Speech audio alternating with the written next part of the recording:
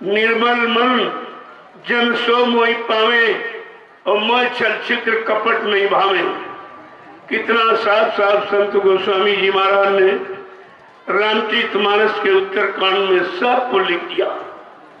इसमें सारे प्रश्नों का उत्तर, सारी समस्याओं का समाधान, लेकिन बगैर संत महापुरुषों के आप समझ भी नहीं सकते हो।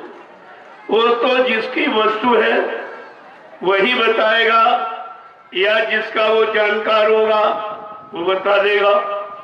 बाकी ये दुनियावी सांसारिक, ये भौतिक कागजी विद्या पढ़ने वाले ये अध्यात्म को नहीं समझ सकते।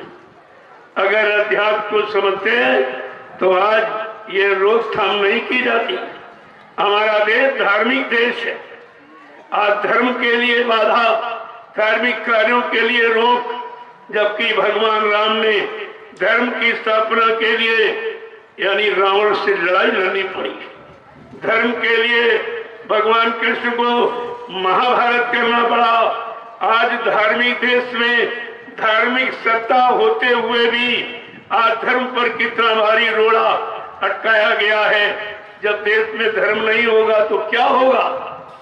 परिणाम क्या होगा कि जब जब होए धर्म की हानि, बाढ़ है असुर अधम अभिमानी, तब तब प्रभु धर्म मनुष्य शरीरा, हरे सदा सज्जन की पीड़ा।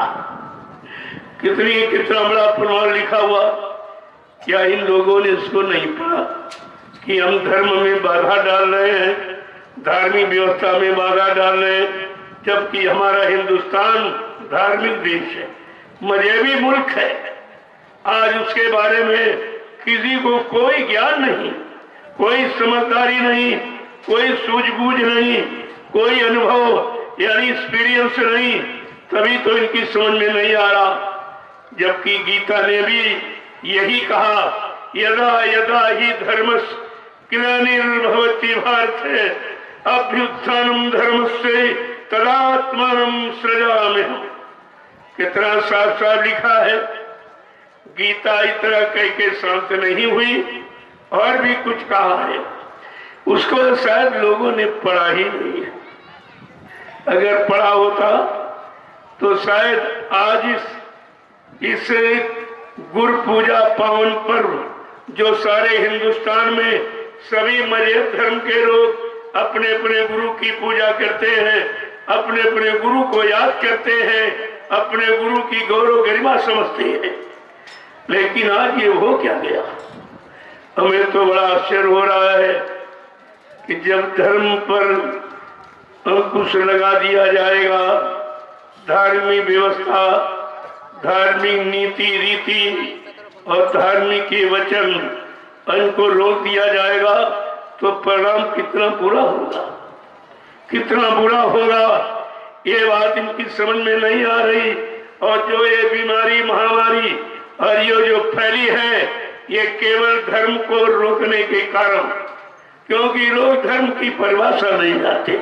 धर्म धारित जो धारण किया जाए, जीवन में उतारा जाए, अपने जीवन को उसके अनुसार चलाया जाए, उसको कहते धर्म। और कर्म जो इंद्रियों से किया जाए वो कर्म है।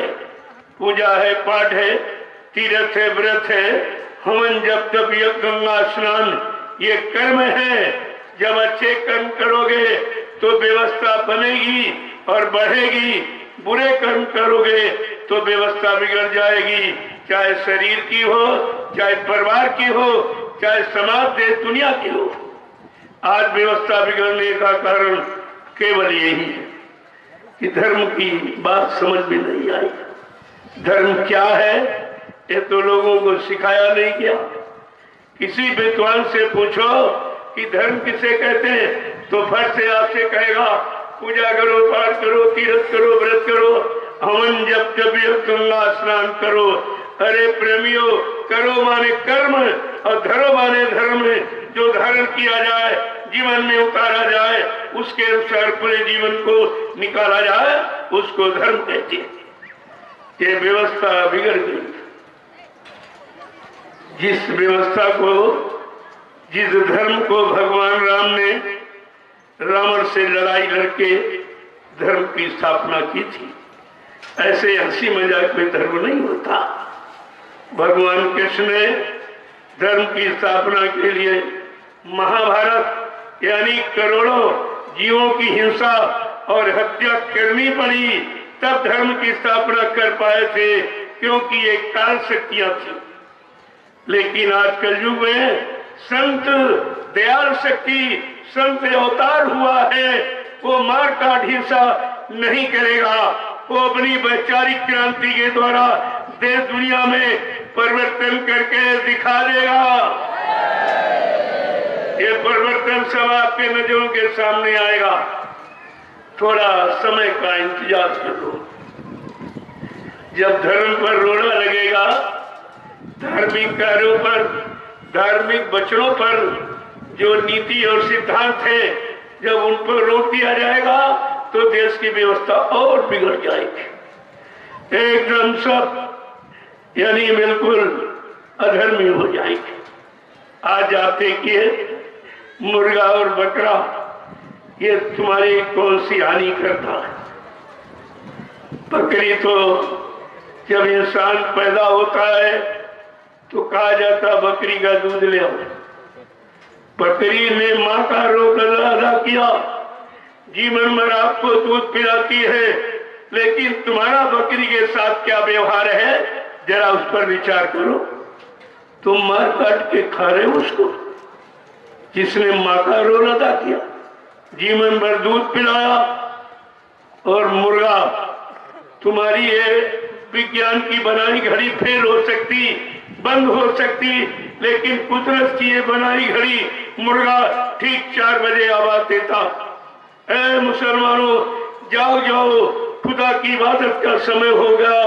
ऐ हिंदुओं जान जाओ, ये पूजा पाठ और भजन का समय हो गया। जो इतनी अच्छी नेक भली शिक्षा काम के लिए आपको जगा रहा हो, आज तुम्हारा मुर्गे के साथ क्या व्यवहार है कि मार काट के खा रहे हो? ये मानवता है, ये इंसानियत है, ये प्रेम प्यार मोहब्बत, ये सेवा दया सदाचार, इसमें परमात्मा खुदा की याद, इसमें माँ बहन बेटी की पहचान। अरे इसमें कुछ है? तुमने जो किया है वही तुम्हारा पाप अब बरस रहा है, वही है तुम्हारे सामने। बीमारी, महामारी, लड़ाई और झगड़ा, प्राकृतिक प्रकोप, दैवी प्रकोप के रूप में तुम्हारे पर बरस रहा है जो तुमने किया। महात्मा हमेशा तुम्हें सच्चे अच्छे काम पर चलने की शिक्षा देते, चलाने के लिए प्रार्थना करते, लेकिन जब तुम सही सच्चे अच्छे रास्ते पर चलना भूल जाओगे, रास्ते का ज्ञान खत्म हो जाएगा, तो मुसीबत, आपत्ति, संघर्ष, बीमारी, महामारियों में आप जकड़ जाओगे, फंस जाओगे, जैसा आज हो रहा है। अगर ये परमिशन मिला होता, ये मैदान कम पड़ जाता, ये सब जमीन यहाँ कम पड़ जाती। इतना धार्मिक भाव विचारों को लेकर प्रेमी उपस्थित होता। यहाँ कोई आंदोलन करने, तोड़ फोड़ करने, ऐरी रैली निकालना यानी राष्ट्रीय संपत्ति का दुरुपयोग करने वाला या कोई व्यक्ति नहीं आया। ये सब शाकाहारी सदाचारी है। अपने परिवार में, अपने समाज में, अपने जातियों में, अपने परिवार के पालन पोषण के लिए 8 घंटे खेती, दुकान, दफ्तर, बिजली, व्यापार, मजदूरी करते हैं सच्चाई ईमानदारी के साथ, और इसी में समय निकालकर 1 घंटा सुबह, 1 घंटे शाम परमात्मा का भजन यानी खुदा की सच्ची इबादत करते हैं।